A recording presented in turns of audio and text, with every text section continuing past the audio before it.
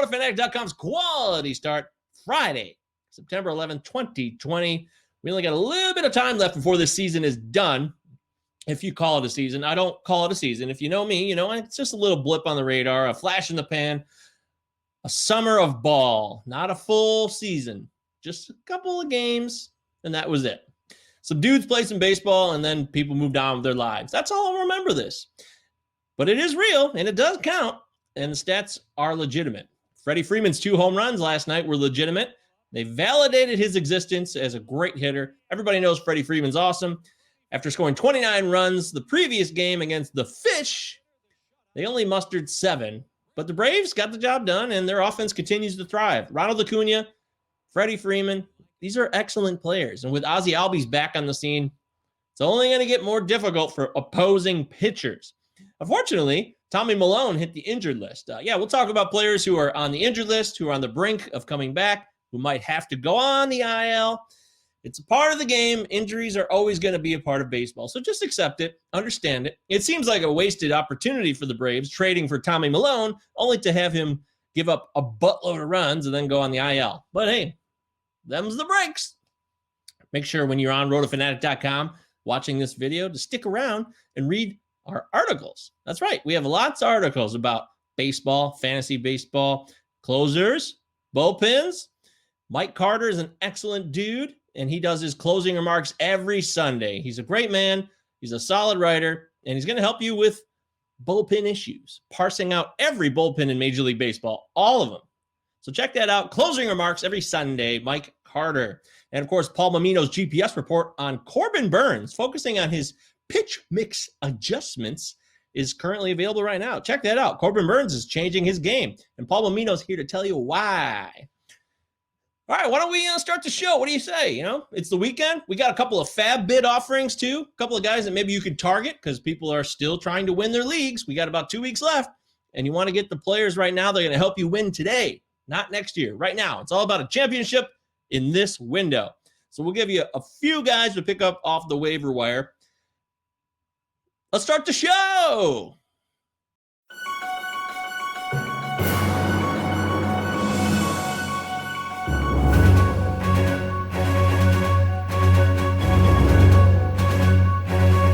Take it easy, dude. Oh, yeah. I know that you will. Yeah, well, the dude abides. The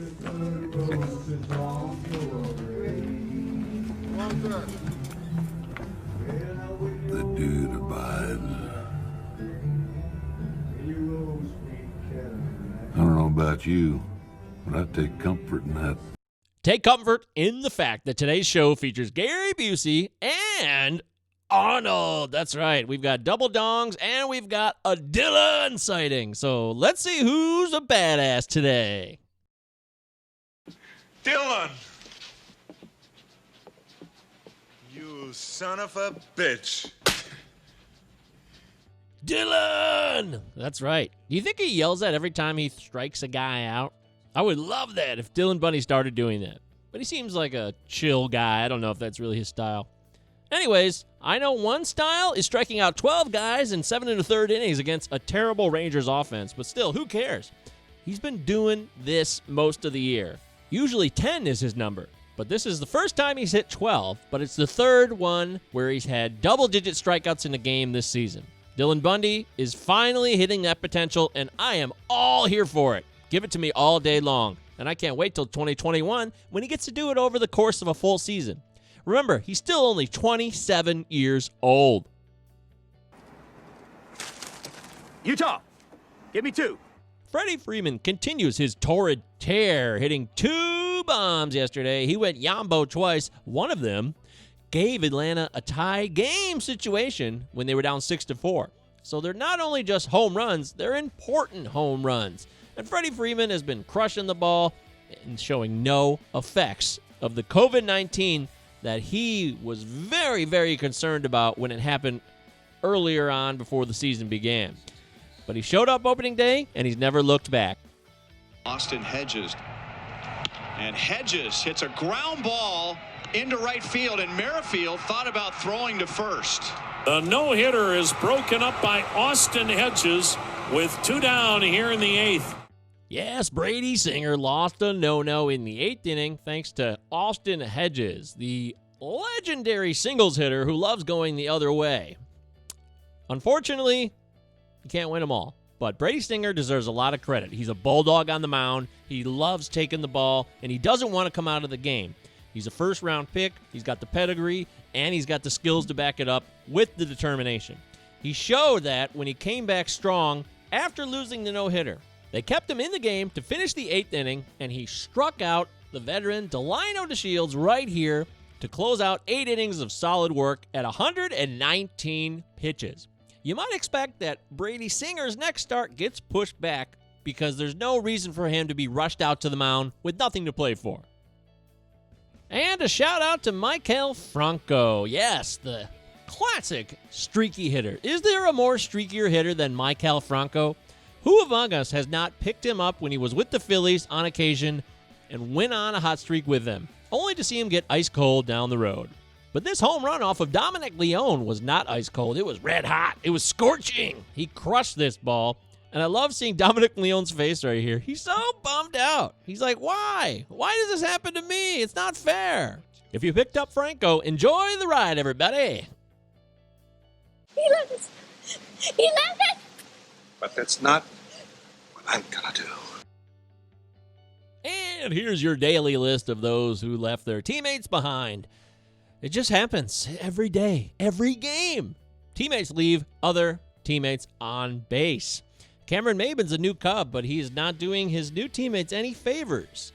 Daz Cameron is a young rookie, the son of Mike Cameron, called up by the Tigers recently. He's learning some rookie hardships by leaving 6 of his teammates on base. And even though his teammate Rafael Devers has turned it around recently, JD Martinez has not. He is still struggling mightily, hitting .211. We only got about 2 weeks left in the season here. That's it. We're almost done. The final stretch run is here, and you need to spend your money wisely. If you have any fab bucks remaining, some of you might have already blown your load on Sixto Sanchez or maybe Dylan Moore, or maybe on a bullpen piece that didn't really pan out. These things happen. Maybe you spent $100 on Rafael Dolis. I have no idea. But if you have any money remaining, I'd like to offer a couple of choices here to spend that money on. Because right now you need guys who can produce in the week. If you're in head-to-head, you might have playoffs going on. And if you're in Roto, you might be trying to clinch a couple of key categories and climb up the standings to win it all. Or preserve your lead. That's very possible.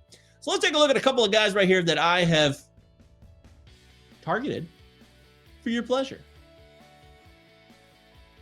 Trevor Rogers struck out 10 Tampa Bay Rays on Sunday.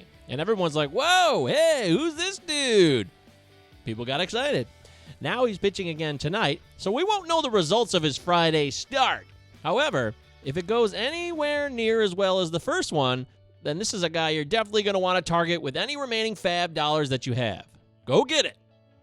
Now, this one may be more unlikely that he's available, but I'm throwing it out there just in case. If Adam Duvall is still available, I would say throw in a bid on him and take a chance because the guy's had 2-3 home run games in the last week, and you never know what he'll do next, especially with that offense at full throttle with Ozzie Albies fully healthy. It's worth a bid, but it's unlikely he's available. A more likely scenario of availability is Bobby Dahlbeck. That's right. Mr. Dahlbeck has 6 home runs in his first 10 games since being called up by the Sox, and that's good.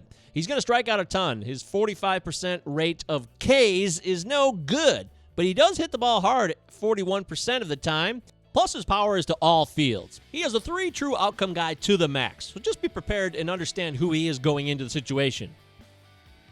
Nico Horner is a guy I really like. Late last season, he was called up, and he produced for the Cubs. And now he's back, and he's getting opportunities like this double that he ripped last night against Sonny Gray, of all pitchers, which drove in a couple runs for the Cubs. He drove in 3 overall in the game, and the guy just produces. He's got the first-round pedigree, and the talent is there.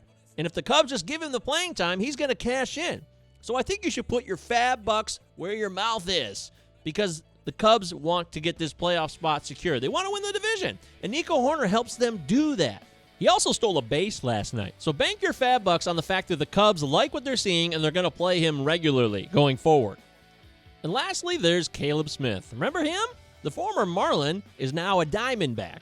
And I'm kind of taking my cues from my good pal over at Rotofanatic, Paul Mamino. He loves Caleb Smith, and he believes in him. Now, this will be his first start as a Diamondback. Hopefully, he'll go at least 70 or so pitches. But I think if you buy low now, even if he doesn't do great, there's more in the tank.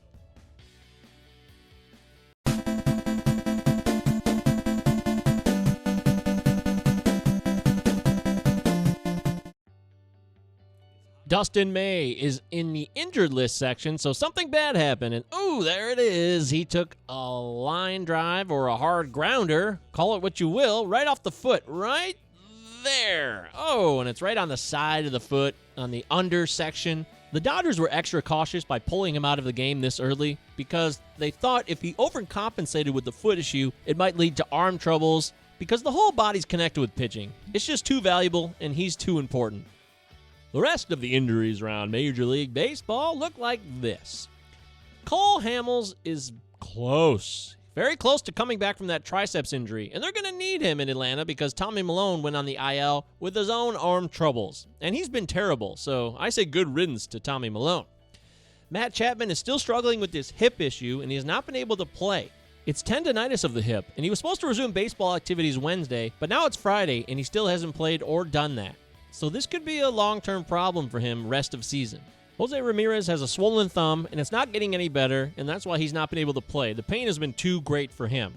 And Chris Paddock left the game on Thursday because of an ankle injury. He pitched 2 innings, and then he was done. It's not serious based on an initial MRI, but this could be an issue that prevents him from making his next start at the very least. And now it's time for This Day in Fantasy History for Friday, September 11th.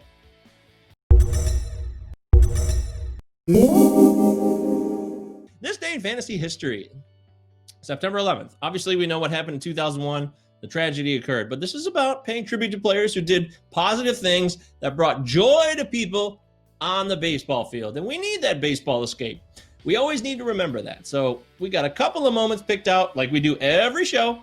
September 11, 2004, Barry Bonds did something that will probably never happen again. I feel very confident in saying this. It'll take an epic and unique player to come even close to breaking this record that he created in 2004. So let's take a look at that. We also will take a look at the Big Hurt. Frank Thomas is involved in this one, and Albert Pujols. So it's a heavy hitter slugger edition of This Day in Fantasy History. On this date in 2010, Albert Pujols cracked 100 RBI for the 10th straight season, putting him in elite company, joining Al Simmons, the only other guy who did it. He did it 11 seasons in a row. Pujols was a god for 10 years. He's still playing today. Did you know that? On this date in 2006, the Big Hurt cranked one. Look at that. That's a real home run, baby. Torrey Hunter tries to go and get it. Not quite. The baggie prevented him. Frank Thomas homered in his 6th consecutive game on this date. He was still doing this when he was an old man. This was his renaissance season with the A's in 2006. He's a Hall of Famer, and he's a legendary fantasy player. And in closing, on this date in 2004, Bank One Ballpark was jam-packed with fans to see Barry Bonds hit his 699th, maybe a 700th career home run. But that didn't happen because the giant left fielder hit a different milestone. He received 3 walks from Diamondback pitchers to break his own record and become the first major leaguer ever to walk over 200 times in a season. 200! These numbers that Bonds put up, they're just stupid.